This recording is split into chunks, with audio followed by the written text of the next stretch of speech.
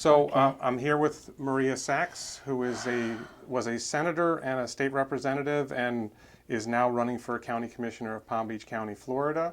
First of all, could you tell me a little bit about your history? I know you were I know you're an attorney. I know you were a state senator. I know you were, is it called state representative? Correct. And was it 8 years each? No, no, it wasn't. Because during the years that I served in the legislature, Warren, we had redistricting.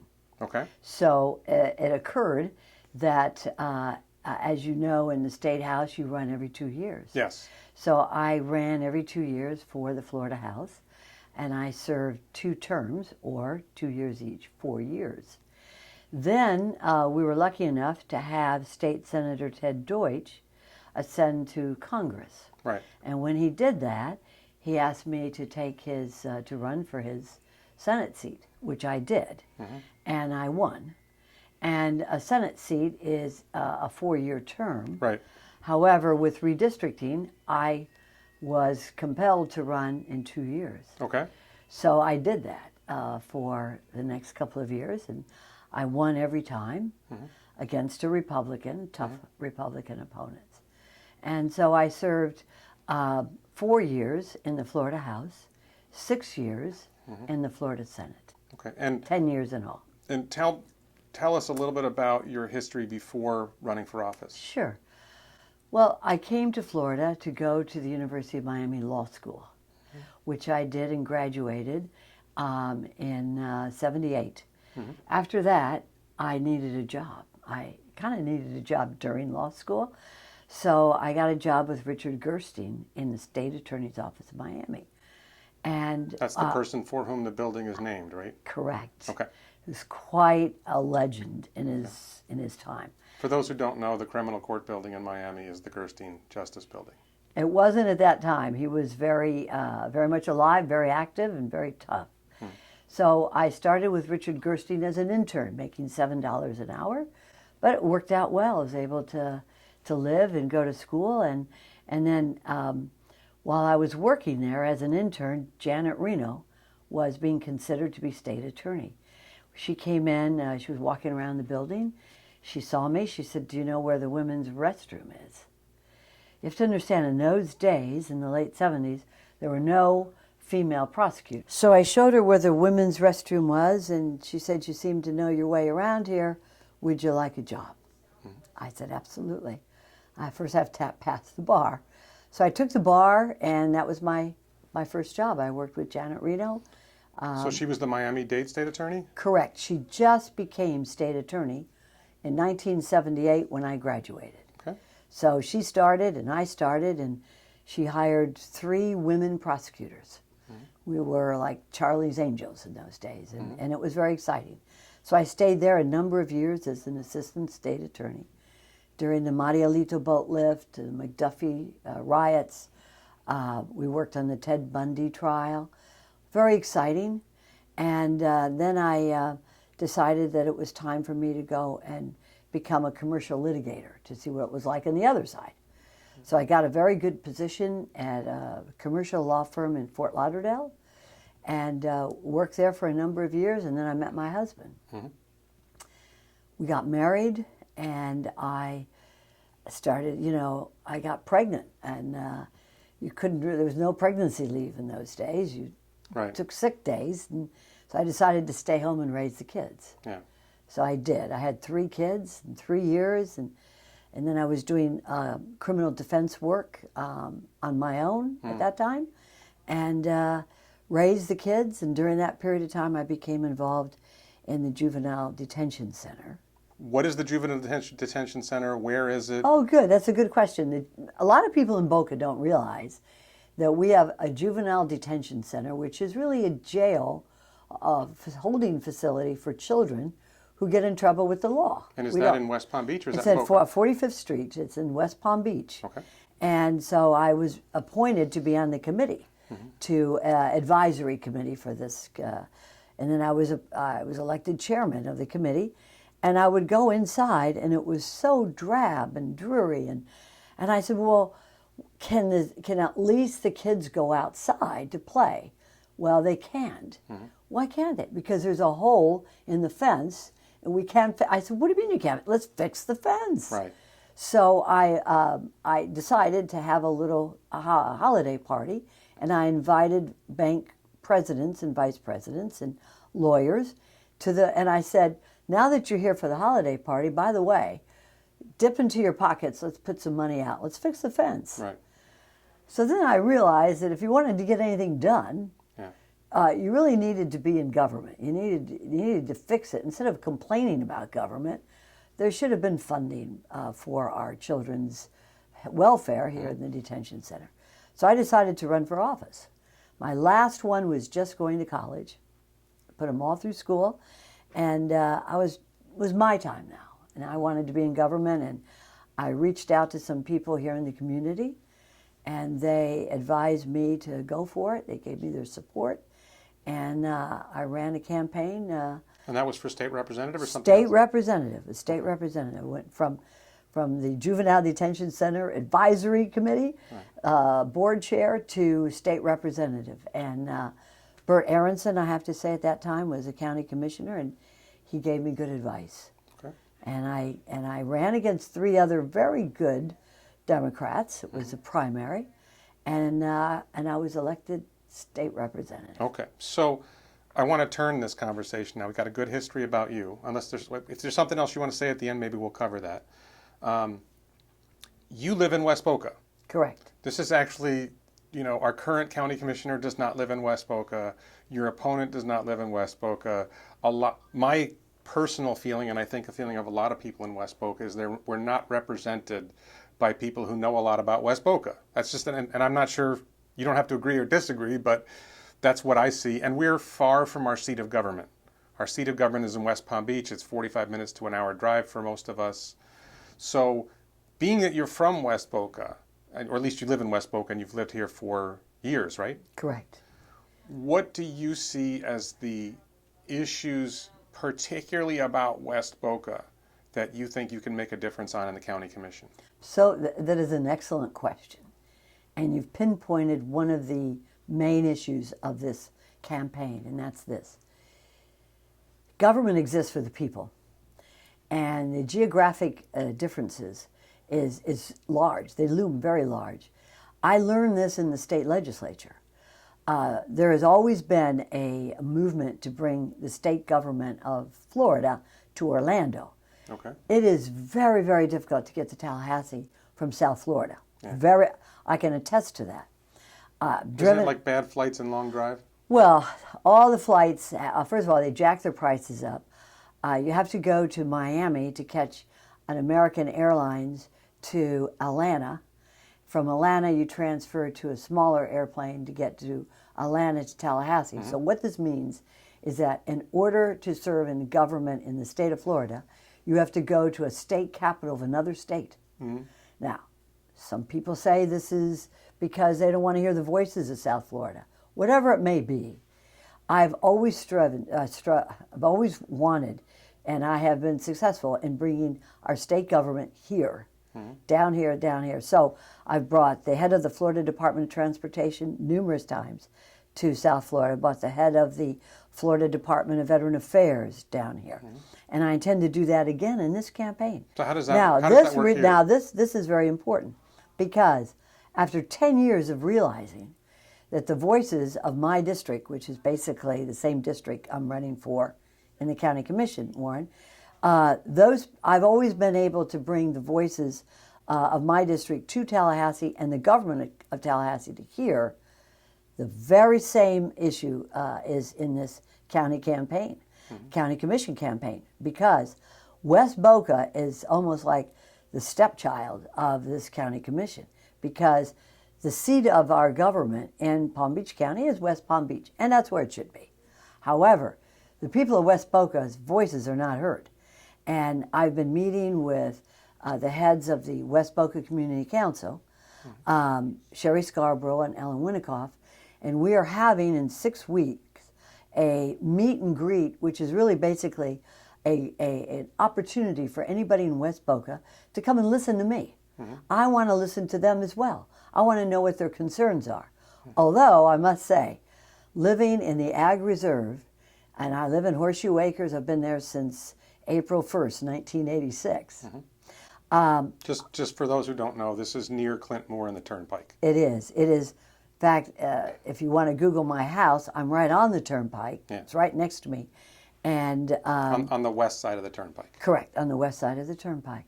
So I have Googled your house. thank you very much for it. I figured you would, but that's where you see my house. That's where you see where I raise my children. So they've been the Loggers Run. They've done all the baseball, the West Boca basketball.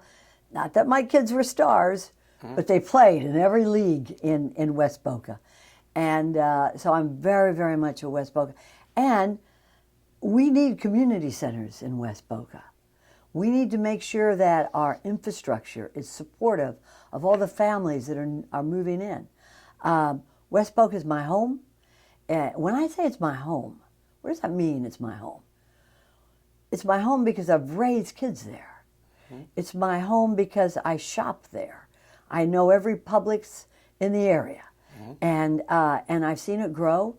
And sometimes the growth is not consistent with what the demands of the people are. Give me an example. I'll tell you an example, very, very, very much close to home. And that is Clintmore Road is right now just completely clogged with traffic. When Clintmore Road was constructed, it was an old farmer's road. And it used to stop at the Turnpike. It was on the other side of the canal, east of the Turnpike. It used to stop at the Turnpike, and then you made a curve, and you went around the Turnpike, under that bridge, and continued to 441. Well, they built it straight now. However, what's happening is it's taking all the load of people who are going from East Boca, or East Delray, and cutting over to the Turnpike. And the Turnpike entrance is now on Atlantic. Wasn't that way years ago? So consequently, you want to have a problem. We have a problem with not just traffic, but with danger, a dangerous intersection there on Lyons and Atlantic. That's got to be one of the most Lyons and Atlantic, Yes. up near Delray Marketplace. It is. Also, Clintmore and Lyons Road. They're doing construction, they're widening the boulevard, but it's still filled with traffic. But what's an example of development that you think was a poor choice that's making things worse? It's not that we have development that's a poor choice. Development becomes a poor choice when we develop first, then we think about the roads and the infrastructure. And when I moved into West Boca, Lyons Road did not go all the way through. That was the Ag Reserve. That's only recent, isn't it? Well, it's been within the last 5 to 7 years. I think it was after Delray Marketplace that it was extended. Well, no, before they extended the road, Lyons Road, and then they began to develop. Yeah. And they're beautiful developments. Yeah. 7 bridges, a beautiful development. But you need to make those developments in tune with building the infrastructure out. And that they haven't done yet. So they're trying to catch up. We need to do this in a strategic way. And we also need to do it so that the demands of the people are met. First they build, then they go, well, we'll see about, extending the roads. No. You need to do it at the same time. And I come out of Horseshoe Acres, and I tell you, at certain times of the day, it's very dangerous to come out. Well, making a left is tough. Making a left is very tough. And then you've got bicyclists going by. Another very dangerous area, you take Lyons Road. If you're on Clintmore going west, you take Lyons Road south, there you have Century Village. Yeah. And that's a very dangerous intersection there with Century Village. So we need to make sure that our drivers are safe, that the commuters are able to get to work back and forth, and that the development that has been beautifully done in that area is able to support the families that are moving there. So I'm going to ask you about, when you talk about intersection safety, people who follow West Boca News regularly know I'm a nut for roundabouts. Oh, good. That we see roundabouts on Holmberg and Parkland. We Yes. see roundabouts. There's a road in East Boca that has them. There's actually an odd roundabout at the west end of Yamata Road.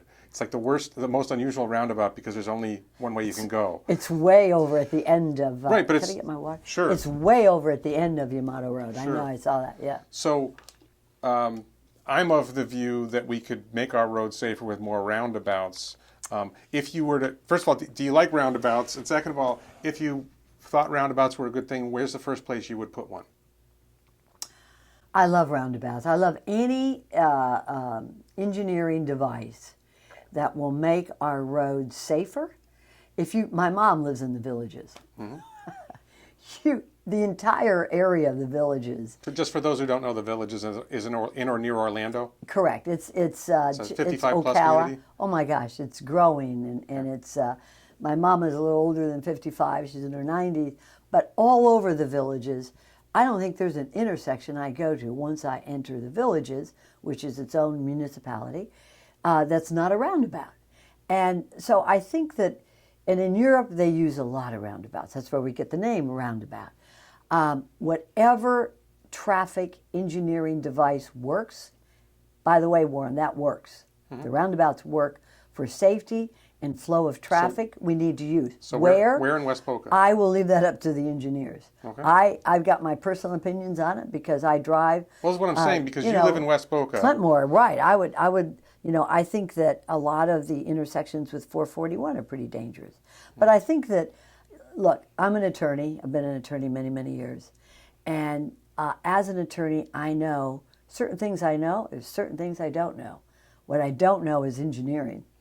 And I would like to see, in line with what you're thinking, let's have an engineering study. And most of these roads are owned by the state. I know because I used to fund them.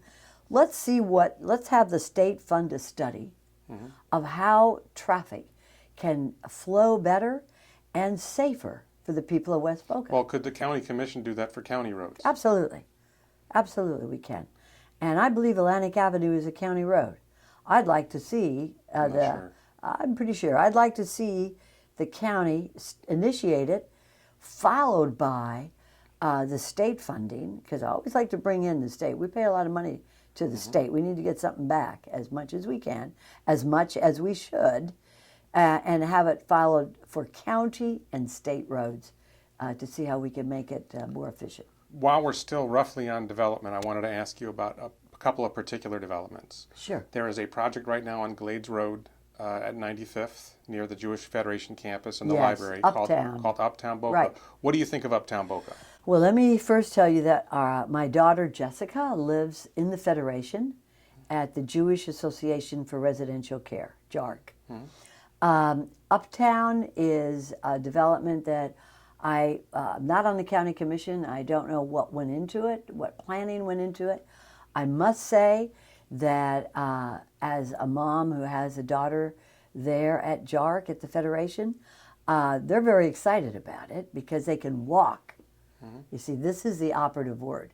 They can walk to that uptown marketplace and get food. Maybe there's a bowling alley, or I think a movie theater is going in there.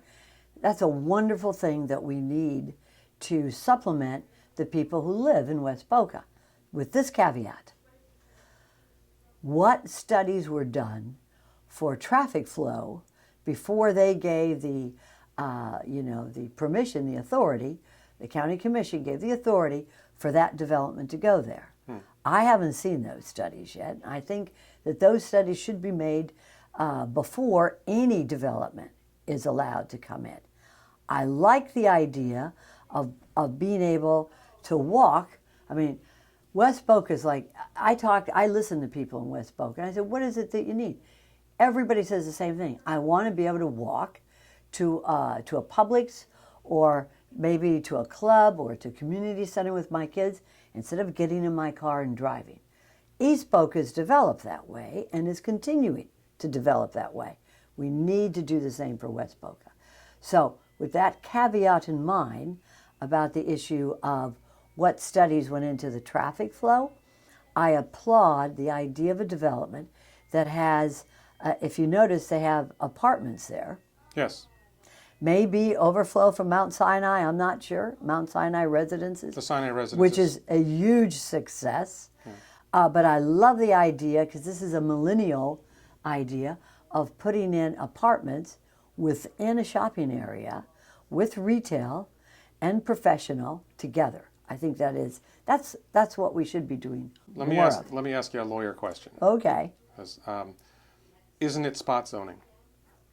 It is, and I think that we need to make sure that before we do any of these zoning changes, or that the people of West Boca Community Council have a say-so in it, and also that the engineers are made sure that we're not looking at areas in segments. You see. Well, wait. Let me be clear about what I was asking you. All right. For those who don't know, spot zoning, the general idea of zoning, and you can correct me if you disagree with me on this, is you say this is what we're going to allow in a certain area, and as long as people who are developing develop within the rules, they can develop what they want to develop. If you decide on an ad hoc basis that the county commission or whatever local governing body can just say, okay, come in with an application and we'll consider your application individually and we'll let you develop. If we like your project, we'll let you do it. You no longer have a level playing field. No. You have a playing field where the people who have the most influence are able to get what they want. To me, and by the way, what you described about Uptown Boca, my family is excited about Uptown Boca because we're going to take advantage of the opportunities there. However, and we don't drive much on Glades Road. So, and we have the option to avoid driving on Glades Road most of the time.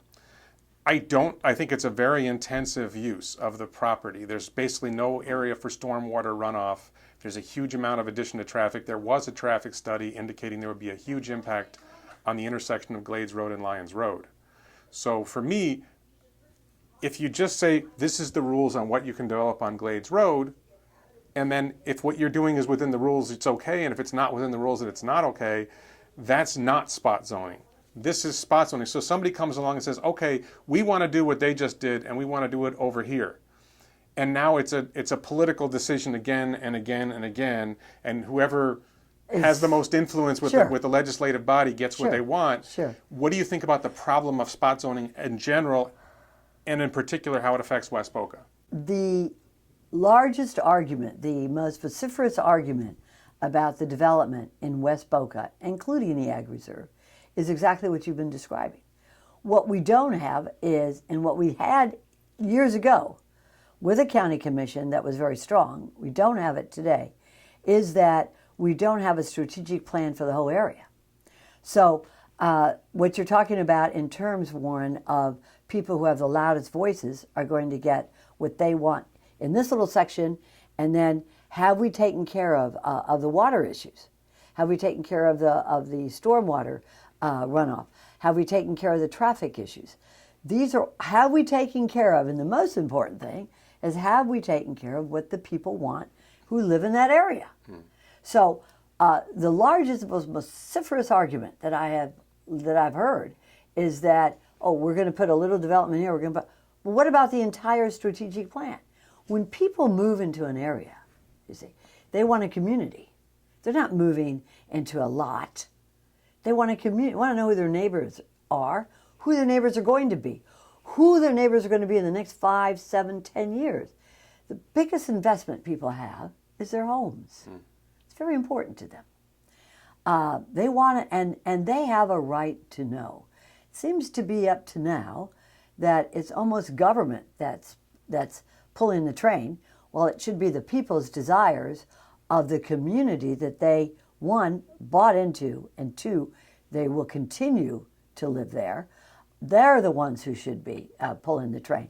So West Boca, for sure, is an area that I will be concentrating a lot of time in this campaign, especially, and then later when I win the county commission, because it is an area that I think is growing the fastest, and maybe possibly they have not had their needs met or their voices heard. And I think that's very, very important. One quick thing, I don't Sure. know how much my viewers care about this or my readers care about this, something that I'm personally interested in. Let me hear what it is. If you go to the west end of Palmetto Park Road, Yes. there's at Water's Edge Elementary, there's a canal. On the other side is something that used to be the Parker Ranch. Right. The county bought it in an eminent domain proceeding about 20 years ago for about $20 million to build a landfill. And a lot of politicians, including Judge Winnikoff and Ted Deutsch, rose to prominence by opposing the landfill and the bridge that Glades Road would have gone across to University in Broward. Sure. So I'm less worried about the bridge because I don't think that's ever going to happen, and I don't think the landfill is going to happen, but what was supposed to happen after the landfill was done what was supposed to happen with the Parker Ranch. It's now called the future home of the Fran Reich Preserve. When will it be the present home of the Fran Reich Preserve, or what should happen with that land? Well, you know, going back to the late 80s and early 90s of West Boca, when I was raising, my kids were little, Fran Reich, and I'm glad you mentioned her name, because she fought vociferously against a landfill in the West Boca area. And we named that little bridge that we have on Palmetto Park Road the Fran Reich Bridge. Mm-hmm. That's the bridge that's the bridge over the turnpike. That was over the turnpike, correct. Her memory is such that I remember being pregnant, actually, and going with her with a group of other homeowners. And I never mention this because it's just something that every mother does to make sure that you're raising your children in a community that's not going to be contaminated by a landfill. She fought it, and she was successful. Mm-hmm. But I'll never forget walking over there and seeing where they were going to put this landfill.